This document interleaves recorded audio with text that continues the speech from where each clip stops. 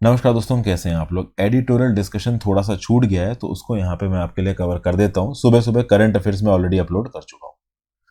तो एडिटोरियल में कौन कौन से आर्टिकल है। एक तो pledges from red fort, Sam Pitroda का आर्टिकल है, तो इसमें कुछ खास मुझे इंपॉर्टेंट लगा नहीं, इसलिए मैंने इसको यहाँ पे डिस्कस नहीं किया। Drop the phone checking, draft surveillance curbing orders, इसको समझने की कोशिश करते हैं। कॉलिन गोल्जाल्वेज साहब प्रैक्टिसिंग एडवोकेट है सुप्रीम कोर्ट ऑफ इंडिया में। इनका ये बोलना है कि सरकार और प्राइवेट पार्टीज ये दोनों ही अनचेक्ड सर्वेलेंस कर रही हैं। देखिए, पेगासस जब केस आया, पेगासस केस में बहुत सी हाइप थी, जैसे कि for example journalist, civil society activist, politicians, इन सब के फोनों को यहाँ पे हैक किया गया। एनएसओ ग्रुप जो कि एक इजरायली मेड कंपनी, उसके सॉफ्टवेयर के द्वारा मैटर पहुंचा सुप्रीम कोर्ट के अंदर। सुप्रीम कोर्ट ने यहाँ पे एक कमेटी अपॉइंट की। उस कमेटी के आउटकम से सबको बहुत उम्मीद थी, लेकिन कॉलिन गोंजाल्वेस बोल रहे हैं कि जो आउटकम निकल के आया उससे ये पता चल गया कि ज्यादा कुछ होने वाला है नहीं।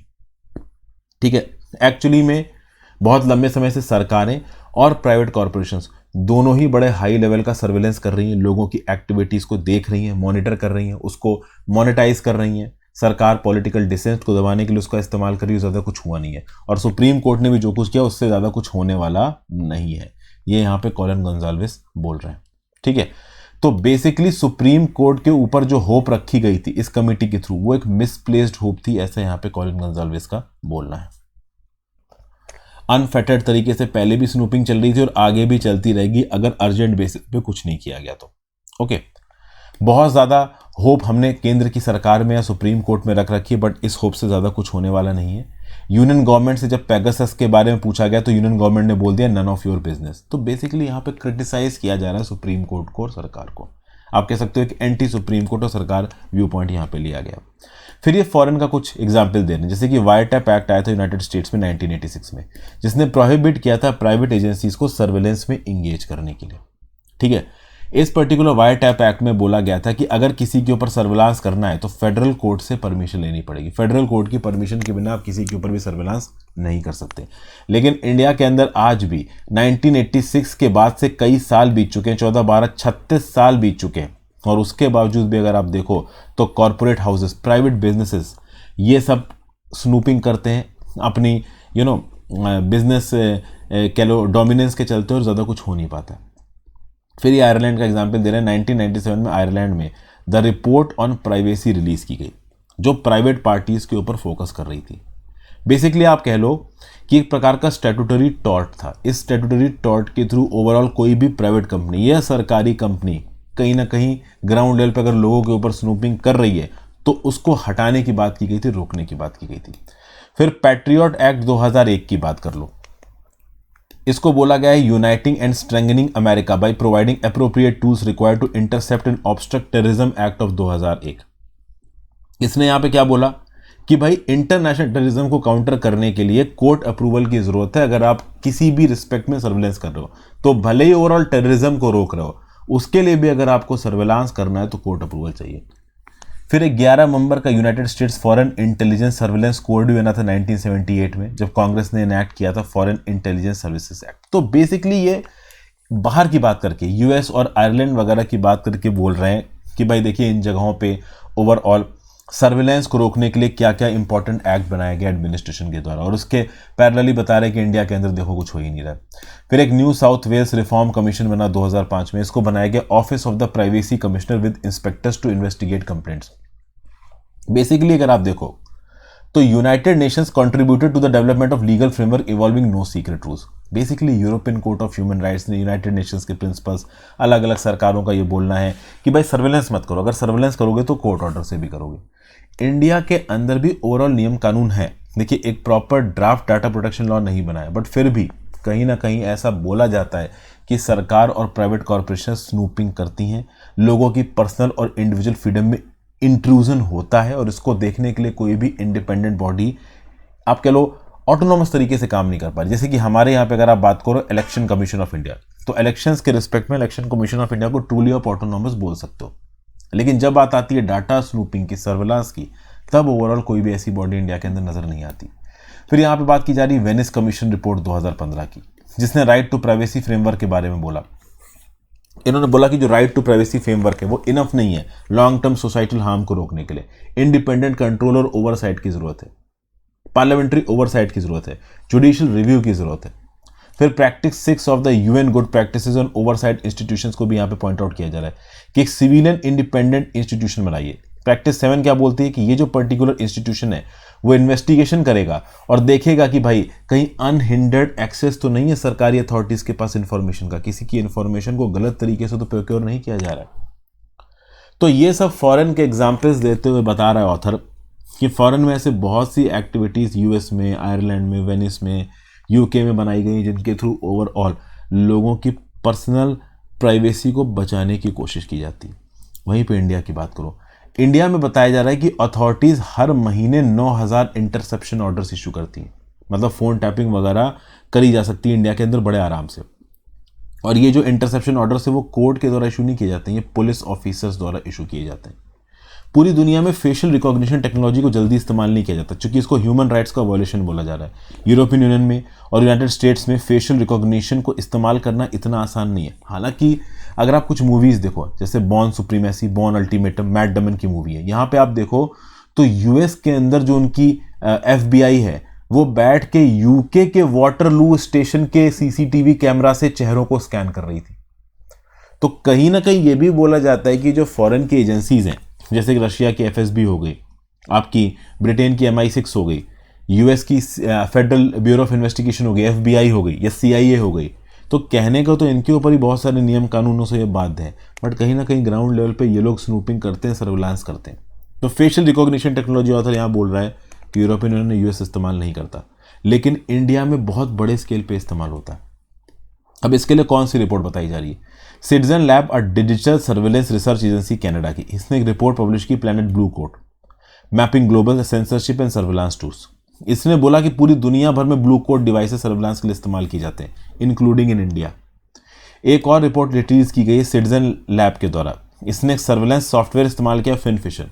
ये फिनफिशर नाम का सॉफ्टवेयर इंडिया के सर्वर्स पर पाया जाता है। इस पर्टिकुलर फिनफिशन सॉफ्टवेयर के चलते लॉ इन्फोर्समेंट और इंटेलिजेंस एजेंसीज ओवरऑल बहुत बड़े स्केल पे स्नूपिंग करती हैं। तो इंडिया के अंदर स्नूपिंग बहुत लंबे समय पे बहुत बड़े स्केल पे हो रही है, हम उस स्केल को डिफाइन नहीं कर पा रहे हैं। इंडिया में आपको लगता होगा कि ओवरऑल भारत सरकार की अथॉरिटीज ऐसे ही बैठी है, उनके पास कोई लेटेस्ट टेक्नोलॉजी नहीं है, बट ओवरऑल अगर आप इस आर्टिकल के हिसाब से चलो और कुछ इंटरनेशनल रिपोर्ट्स के हिसाब से चलो तो इंडिया बहुत बड़े लेवल पे स्नूपिंग करता है, ऐसा ये एलेज कर रहे हैं। 2014 में बताया गया है कि दिल्ली पुलिस ने एक टेंडर इशू किया था, टेक्नोलॉजी कंपनीज को इनवाइट किया था इंटरनेट मॉनिटरिंग इक्विपमेंट के लिए। 26 इंडियन और फॉरेन कंपनीज ने यहाँ पे इंटरेस्ट दिखाया। फिर 2014 में centre for internet and society ने एक रिपोर्ट पब्लिश की जिसका नाम है सर्विलेंस इंडस्ट्री इन इंडिया, जिसने ये बताया कि भाई क्लियर टेल टेक्नोलॉजीज एक इंडियन कंपनी है, ये बेसिकली बड़े लेवल पे मॉनिटरिंग कर रही है, लोगों की इंस्पेक्शन कर रही है, लोगों की पर्सनल लाइफ में झांक के देख रही है कि क्या हो रहा है। फिर यहाँ पे जो पहले की सरकार थी यूपीए की, ऐसा इल्ज़ाम लगाया गया यूपीए सरकार के ऊपर कि उन्होंने कंट्रोवर्शियल इटालियन स्पाईवेयर फर्म से एक सॉफ्टवेयर खरीदा है लोगों के ऊपर स्नूपिंग करने के लिए। इस प्रकार के इल्ज़ाम अभी पेगासस के रिस्पेक्ट में अभी की एनडीए सरकार बीजेपी के ऊपर भी लगाए जा रहे हैं। 2018 में justice BN Srikrishna committee report आई, इसने बोला कि भाई इंडिया के अंदर जितनी भी इंटेलिजेंस गैदरिंग हो रही है वो लॉ के हिसाब से नहीं हो रही, चेक्स एंड बैलेंसेस प्रॉपर तरीके से एग्जिस्ट नहीं करते। तो इस कंटेक्स्ट में यहाँ पे ओवरऑल कहीं ना कहीं सर्वेलेंस के रिस्पेक्ट में प्रॉपर लॉज लाने की जरूरत है। यहाँ पे ये भी कोट किया गया कि 2019 में एक न्यूज़ और ओपिनियन वेबसाइट थी जिसने ये कोट किया कि भाई एक फॉर्मर होम सेक्रेटरी, उसने ये बोला कि उनको पता था कि ये जो इसराइली टेक फर्म है NSO, ये कहीं ना कहीं प्राइवेट फर्म्स और इंडिविजुअल्स को टारगेट कर रही है। मतलब 2019 में होम सेक्रेटरी को पता है कि इस प्रकार का कोई सॉफ्टवेयर वगैरह खरीदा गया। हालांकि बवाल इसके ऊपर 2021 में उठा, ये बवाल पूरी दुनिया में उठा है, ठीक है ना, भारत सरकार के ऊपर इल्ज़ाम लगाया गया। तो ये ओवरऑल यहाँ पे बताया जा रहा है। अगले आर्टिकल पर आ जाते हैं, the age of hyper lapse consumerism. Deva Singh Rathore और प्रत्युष प्रभाकर साहब ने इस आर्टिकल को लिखा, पब्लिक पॉलिसी प्रोफेशनल्स हैं। कंज्यूमरिज्म के रिस्पेक्ट में बात करें, कंज्यूमरिज्म में सबसे पहले बात करें कंजम्पशन की। कंजम्पशन एक इंपॉर्टेंट एलिमेंट है ह्यूमन सिविलाइजेशन का। आज की डेट में जो मॉडर्न इकोनॉमीज हैं वो बहुत हद तक level and nature of consumption पे डिपेंडेंट है। अगर आप देखो तो जो हंटर गैदरर्स हुआ करते थे उनके लिए जो कंजम्पशन था वो सर्वाइवल सेंट्रिक था। तो जो हंटर गैदरर्स हुआ करते थे वो क्या करते थे कि भाई ओवरऑल मार के खा लिया। अभी मार के क्यों खा रहे हैं? क्योंकि भाई जिंदा रहना है, खाएंगे नहीं तो मर जाएंगे। तो सर्वाइवल सेंट्रिक है कि भाई सर्वाइव करना है तो किसी को मार रहा है। लेकिन आज की डेट में मिलेनियल्स कंजम्पशन अपने एस्पिरेशंस के लिए करते हैं, अपनी लग्जरी के लिए करते हैं। किसी के पास एक गाड़ी है वो दूसरी खरीद रहा है, किसी के घर में एक ही कमरे में दो दो एसी चल रहे हैं। इसको आप क्या बोलोगे? कंज्यूमरिज्म बोलोगे। मतलब आप अपनी ज़रूरत से ज़्यादा जब खर्चा करते हो तो उसको आप कंज्यूमरिज्म बोलते हो। तो क्या है भाई कि आप खाते 3 रोटी हो, ठीक है, और थोड़ी सी सब्जी हो, लेकिन आपने पनीर भी बनवा लिया, थोड़ा चिकन भी बनवा लिया, थोड़ी सूखी सब्जी भी बनवा ली, चावल भी बनवा लिया, रोटी पराठा सब बनवा लिया, खाया आपने जरा सा, बाकी फेंक दिया। तो ये कंज्यूमरिज्म है, मतलब एक लिमिट से ज़्यादा चीज़ों को कंज्यूम करने की लालसा रखना। और देखिए कंज्यूमरिज्म वो फॉलो कर पाता है जिसके पास रिसोर्सेज। अगर आप अमीर हो, अगर आप अफोर्ड कर सकते हो तभी कंज्यूमरिज्म करोगे।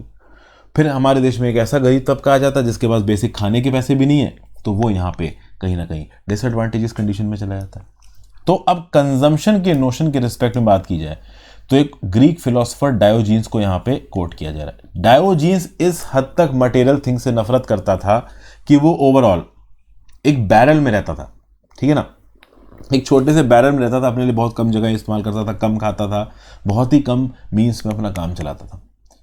अब ये कंज्यूमरिज्म बढ़ा कैसे दुनिया में? इंडस्ट्रियल रेवोल्यूशन के पास मिडिल क्लास बहुत तेजी से बढ़ी डेवलप्ड कंट्रीज में। इस मिडिल क्लास के पास पैसा आया, इस मिडिल क्लास ने पैसा खर्च करना शुरू किया। मेरे और आप ज़्यादातर लोग जो मेरे लेक्चर देख रहे होंगे मिडिल क्लास के ही होंगे, कोई हाई क्लास का हो तो बुरा मत मानिएगा। तो मिडिल क्लास के लोगों में क्या होता है कि भाई इनके हाथ में थोड़ा बहुत पैसा आ जाता है, तो इनकी आप कह लो कि एस्पिरेशंस बढ़ जाती हैं। अच्छा खाना है, थोड़ा अच्छा पैसा आ गया तो आईफोन खरीद लिया। पहले कम था तो आप कह लो कोई 20,000 फ़ोन खरीदा था वीवो का, थोड़ा पैसा बढ़ा तो वन प्लस खरीद लिया, और बढ़ा तो आईफोन खरीद लिया। इसको क्या बोलोगे आप? कंज्यूमरिज्म। पहले बाइक थी, फिर कार खरीद ली, ठीक है ना, पहले 1 RK था, 1 RK थोड़ा पैसा है 1 RK बेच के 2 BHK खरीद लिया। तो ये सब चीज़ें ओवरऑल हमें सोसाइटी में देखने को मिलती हैं। और सबसे खास बात यह है कि कंज्यूमरिस्टिक बिहेवियर पे कोविड-19 ने भी इम्पैक्ट डाला है। शुरू में क्या हुआ कि जब कोविड-19 का लॉकडाउन लगा, चीज़ें अवेलेबल नहीं थी, सप्लाई चेन टूट गई थी, ई कॉमर्स फर्स्ट डिलीवर नहीं कर रही थी, तो कुछ समय तक तो लोगों ने अपने कंज्यूमरिज्म को कंट्रोल किया, ज़्यादा चीज़ें मंगाई नहीं, कम में खर्चा चलाया। तो एक सेकंड को लगा कि हाँ भाई कंज्यूमर बिहेवियर थोड़ा कम हुआ है, लोग कम खर्चा कर रहे हैं। लेकिन जैसे ही पेंडेमिक खत्म हुआ उसके बाद तो रिवेंज शॉपिंग चल रही है। मतलब ओवरऑल लोगों को ऐसा लग रहा है कि यार 1.5-2 साल में कुछ नहीं किया है तो अब करूँगा मैं। तो पहले 1.5-2 साल में भले ही कपड़े नहीं खरीदे, जो 1 महीने पहले 1-2 शर्टें खरीदते थे अब 10-10 खरीद रहे। क्यों? क्योंकि उनको लग रहा है कि 1.5-2 साल में तो कुछ किया ही नहीं, हमारी ज़िंदगी निकली जा रही, तो अब हम और करेंगे। इसको हाइपरलैप कंज्यूमरिज्म बोलते हैं। अब हाइपरलैप्स कंज्यूमरिज्म में बिजनेसेस को पुश मिलता है, खासकर ई कॉमर्स जो कंपनीज है ना वो बहुत फलती फूलती हैं, और आज की डेट में इंटरनेट बहुत तेजी से बढ़ा है, खासकर पैंडेमिक के बाद। तो ई कॉमर्स फर्म्स के बढ़ने की वजह से जो हाइपरलैप कंज्यूमरिज्म है वो बहुत तेज हो गया। लोग प्रोडक्ट्स को बहुत जल्दी ऑर्डर कर सकते हैं और तुरंत उनको मिल भी जाता है, और लोगों की एक्सपेक्टेशंस भी बढ़ गई हैं। एक स्टडी कन्वेस्ट कराई गई यहाँ पे एक इंस्टीट्यूशन इन्वेस्ट के द्वारा। इस स्टडी ने ये बोला कि 56% ऑनलाइन कंज्यूमर्स जो कि 18 से 34 साल की एज ग्रुप में आते हैं, वो जब कोई चीज़ ऑनलाइन ऑर्डर करते हैं तो एक्सपेक्ट करते हैं कि वो ऑर्डर उसी दिन डिलीवर हो जाए। और जो 61% लोग हैं वो चाहते हैं कि उनका जो ऑर्डर है वो 1 से 3 घंटे में डिलीवर हो जाए। एक्चुअली में आज की डेट में देखिए, अब अमेजन पे अगर आप ऑर्डर करो तो ज़्यादातर केसेस में वो अगले दिन ही आता है। बहुत कम ऐसा होता है कि सुबह ऑर्डर करो और शाम तक आ गया हो, अनटिल अनलेस कि आप अमेजन के किसी बड़े गोडाउन या फिर स्टोर के पास ना रह रहो।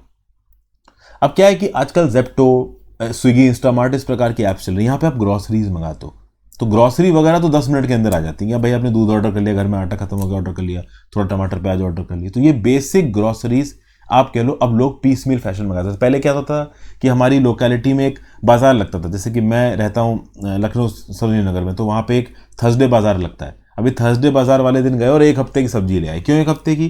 क्योंकि भाई सस्ती मिलती है। अब अगला बाजार थर्सडे को लगेगा, तो 1 हफ्ते लायक सब्जी ले आए, थोड़ी बहुत फ्रिज में रख दी, बीच में हल्का फुल्का प्याज धनिया खत्म हुई तो जाके अलग से खरीद लिया।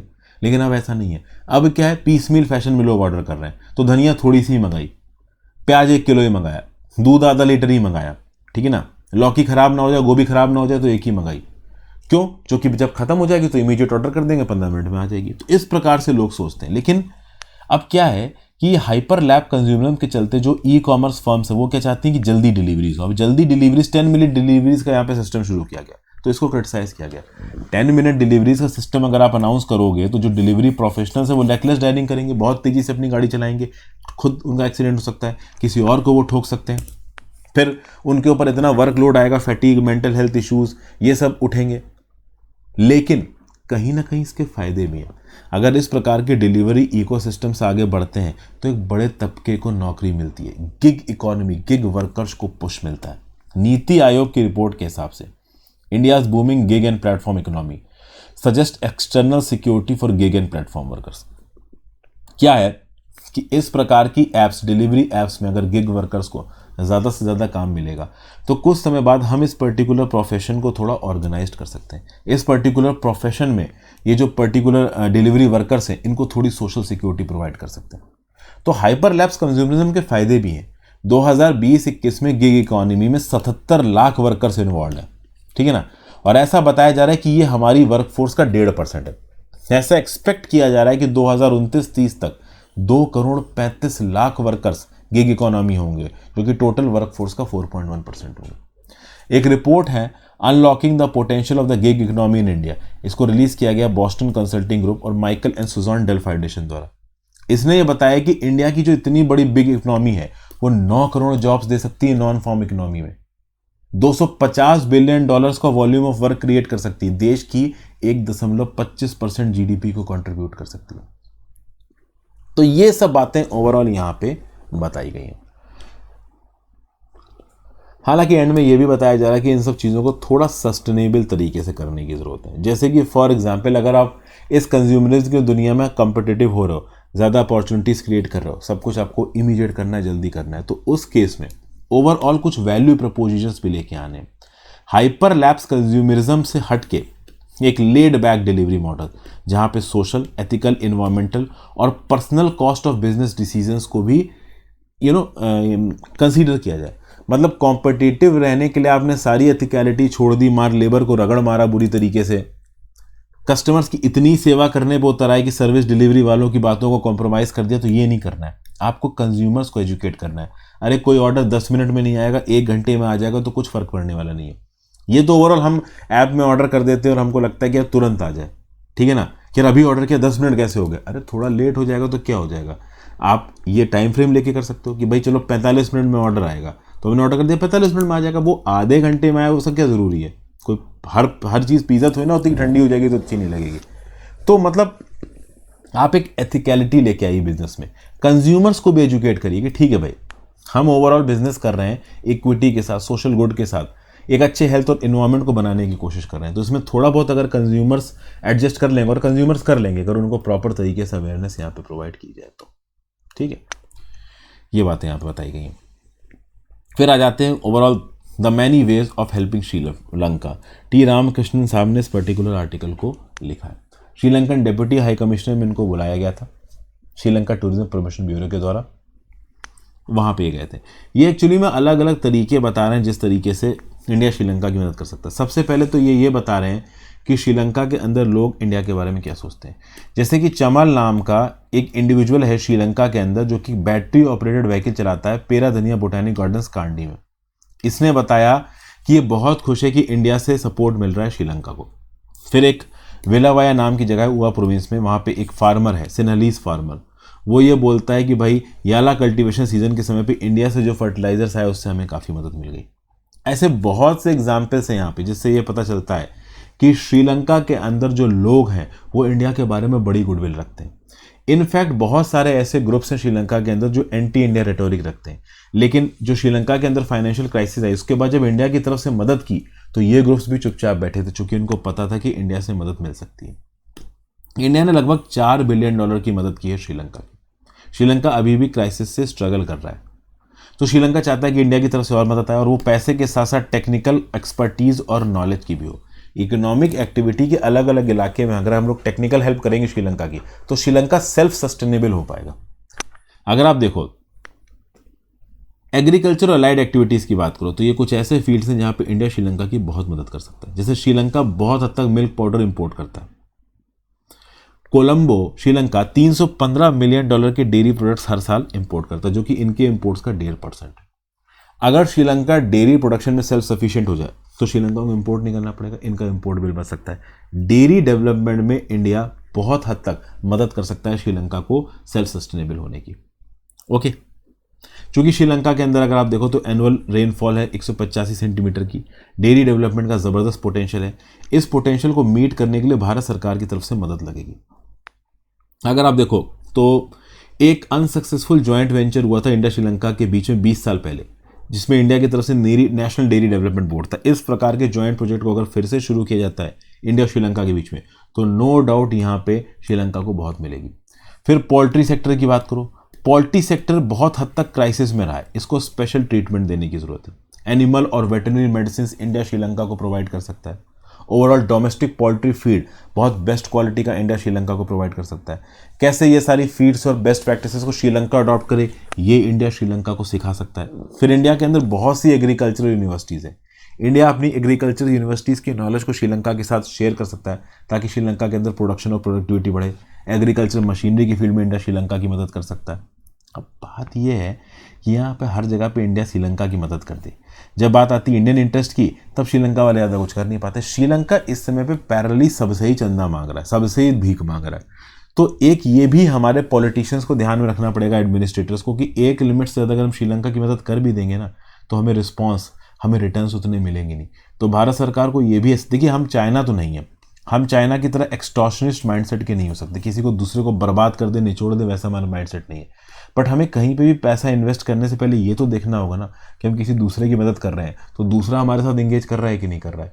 इस बात को इंश्योर करना भी ज़रूरी है। अभी दूसरा हमें गाली दे और हम उसकी मदद करते जाएं, दूसरा हमारे इंटरेस्ट के अगेंस्ट काम करे, तो उस कंटेक्स्ट में फिर हमारा मदद करना बेवकूफ़ी जैसा लगता है। अभी ये युवान वांग 5 जब डॉक हुआ है ना अम्बनटोटा पोर्ट पे, तब कुछ ऐसा ही लगा था।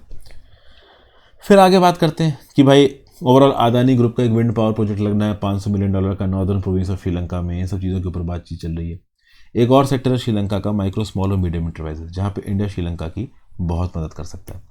इन पर्टिकुलर सेक्टर्स में लो अडॉप्शन टेक्नोलॉजी श्रीलंका के अंदर अगर इंप्लीमेंट करवानी है तो भारत सरकार की मदद लग सकती है। भारत सरकार में ऑलरेडी डिजिटल MSMEs जैसे प्रोग्राम चल रहे हैं। इस प्रकार के प्रोग्राम्स को अगर आप श्रीलंका में इंप्लीमेंट करते हो, नो डाउट श्रीलंका डेवलप करेगा, ग्रो करेगा, बट हाँ कहीं ना कहीं इंडिया की मदद लगेगी।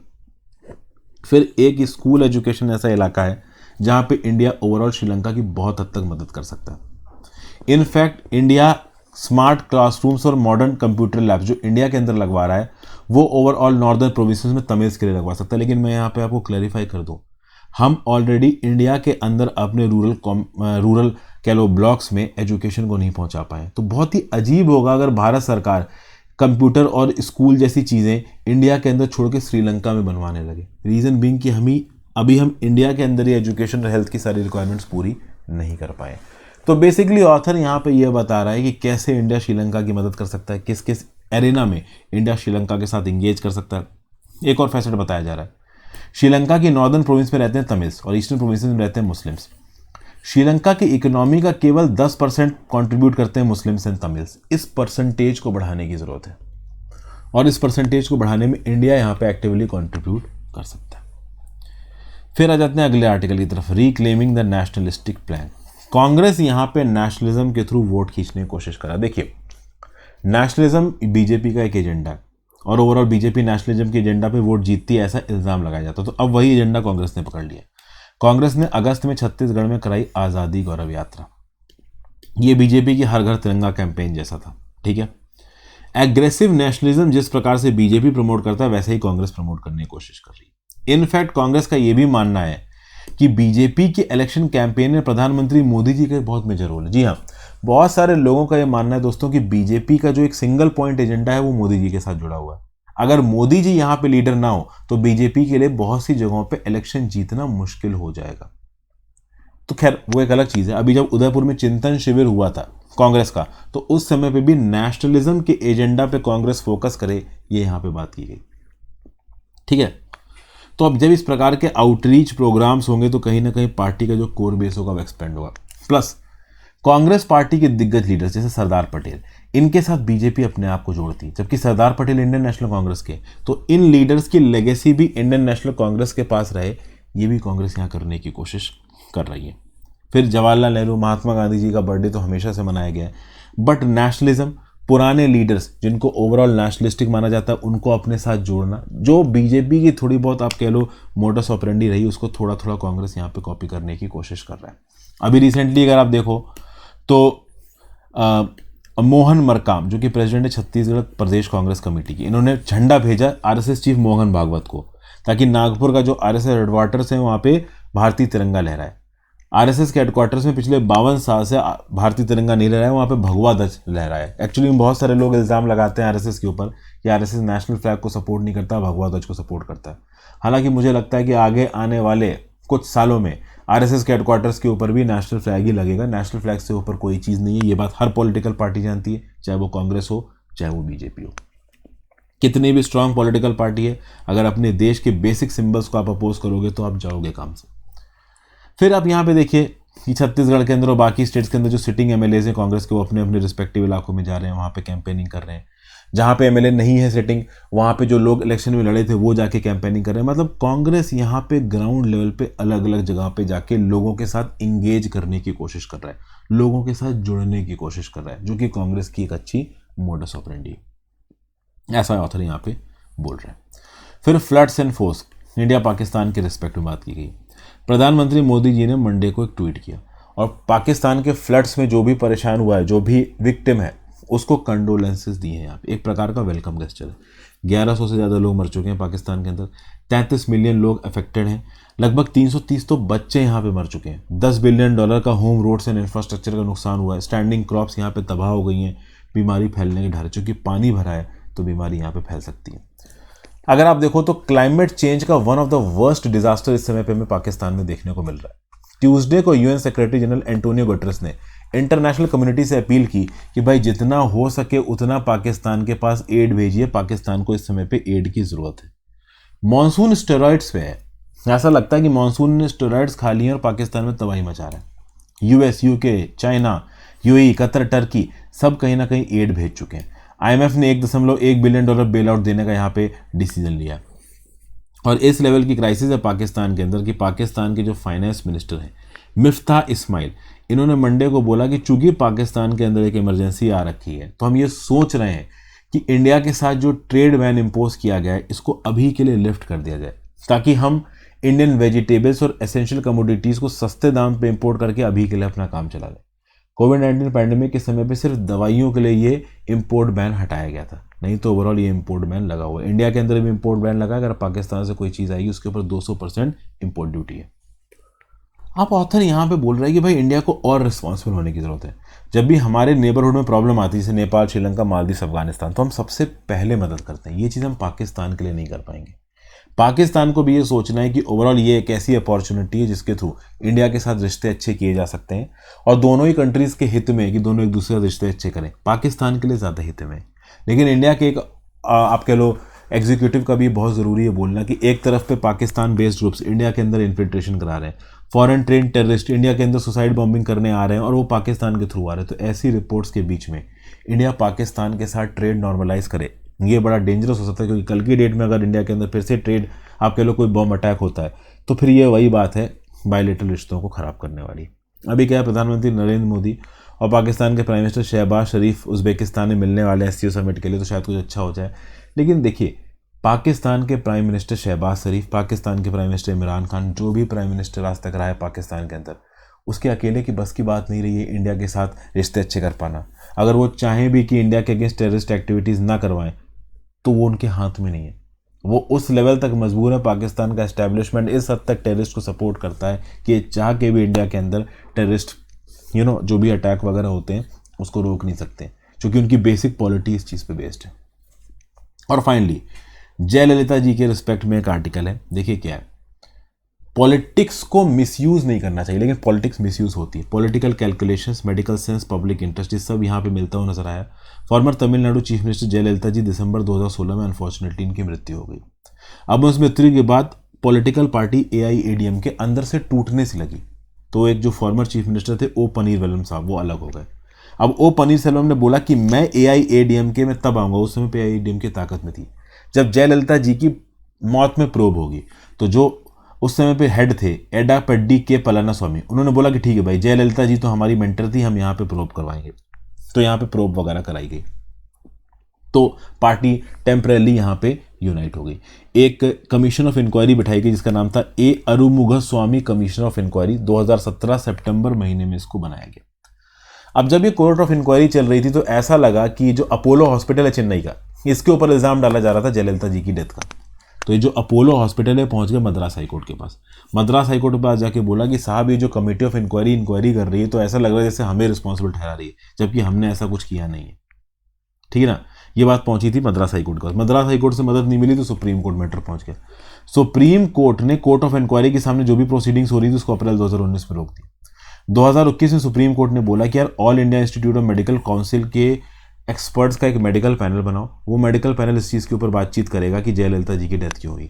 इस पर्टिकुलर पैनल ने यहाँ पे हॉस्पिटल के सबमिशन को पेरूज किया और हॉस्पिटल का सबमिशन ये बोलता था कि जयललिता जी को बहुत सारी डिसीजेस थी, मैट्रिक्स ऑफ डिजीज थी। हॉस्पिटल से जितना अच्छा हो पाया उसने करेक्ट और अप्रोप्रिएट ट्रीटमेंट दिया, लेकिन तब भी यहाँ पे चीज़ें सॉर्ट आउट नहीं हो पाई। फाइनली आप देखो तो कमेटी ऑफ इंक्वायरी ने 27 अगस्त को रिपोर्ट सबमिट कर दी है। यहाँ पे कुछ लोगों के कुछ पर्सन्स के रोल पे क्वेश्चन उठाया गया, जैसे शशिकला। अब शशिकला इस इंक्वायरी कमेटी के सामने कभी गई नहीं। शुरू में मिस्टर पनीर सेल्वम भी इस इंक्वायरी कमेटी के सामने नहीं गए। तो बहुत सारे लोग इस इंक्वायरी कमेटी के सामने नहीं गए, तो कहीं ना कहीं उनके रोल पे क्वेश्चन जरूर उठाए गए। हालांकि उस केस में अपोलो को क्लीन चिट की गई कि हाँ भाई जयललिता जी को हेल्थ प्रॉब्लम्स थी, अपोलो ने जितना अच्छा हो सकता था उतना अच्छा उन्होंने किया। अब क्या है कि देखिए इससे रिलेटेड पॉलिटिक्स का ज़्यादा कुछ फायदा है नहीं, क्योंकि AIADM के ताकत में है नहीं, अब द्रविड़ मुनत्र का जगह ताकत में, और किसी की मौत पे पॉलिटिक्स करनी भी नहीं चाहिए। तो इस कंटेक्स्ट में इस पर्टिकुलर मैटर को फाइनली ख़त्म कर देना ही ठीक है। इस बात के ऊपर बार बार पॉलिटिक्स करना वो एथिकल नहीं होगा। तो यहाँ पे मैं एडिटोरियल ख़त्म करता हूँ दोस्तों। Thank you for watching.